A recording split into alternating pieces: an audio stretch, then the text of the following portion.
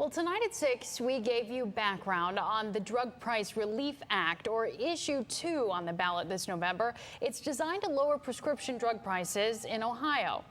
It sounds like a great idea, but critics say it could actually raise prices. So who's telling the truth? Here's consumer investigator Danielle Serino. With all the ads going back and forth, everyone's been telling me they don't know how to vote. So we looked at the major claims being made and asked the people behind them to make their case.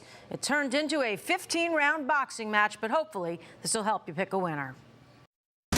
Follow the money, find the truth. The number of claims are dizzying, but let's start with the two facts we know. Issue 2 requires state agencies to pay no more for prescription drugs than the Federal Department of Veterans Affairs. By law, the VA gets a 24% discount off the average wholesale price of a given drug.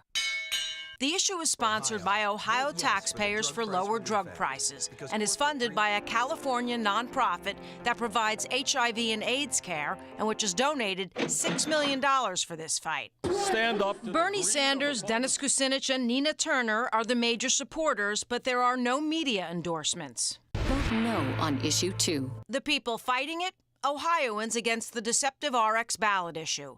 They're funded by the big drug companies, which have donated $16 million. They have a lot of groups supporting their cause, as well as endorsements from major local newspapers. So what are they fighting about?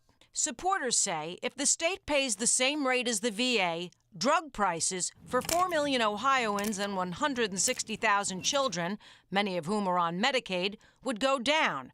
And they add that would save the state and taxpayers $400 million a year. If the VA is paying $1 for a pill that we're paying $10 for in Ohio, then we'll pay $1 for that pill. The opposition says any possible savings will have zero impact on the 7 million Ohioans who have private insurance. The experts who have studied this have said not only will this not fix the problem, but it's actually going to make it worse. It should be noted that the 74-page expert analysis was paid for by the drug companies. If you're suggesting that their analysis is biased as a result of that, I would simply say, then where's the other guy's analysis? Well, the other guy does have an analysis from the Law Medicine Center at Case Western, which says the only reason the drug companies are fighting this is because they know it will reduce profits. And that brings us to the second claim, that not only could drug prices for regular Ohioans increase, but for veterans as well. They don't have any incentive anymore to do the additional discounts. Which drug manufacturers are going to come out and say, Danielle, we're not going to give you that price?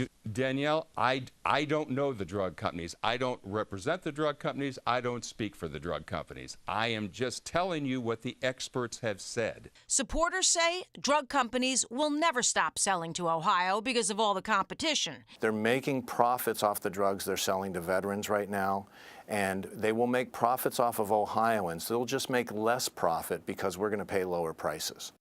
And there's one more controversial issue on the ballot that would require the state to pay the attorney fees for the ballot supporters. So look for our coverage on that issue prior to the election, where we'll lay out exactly what that means.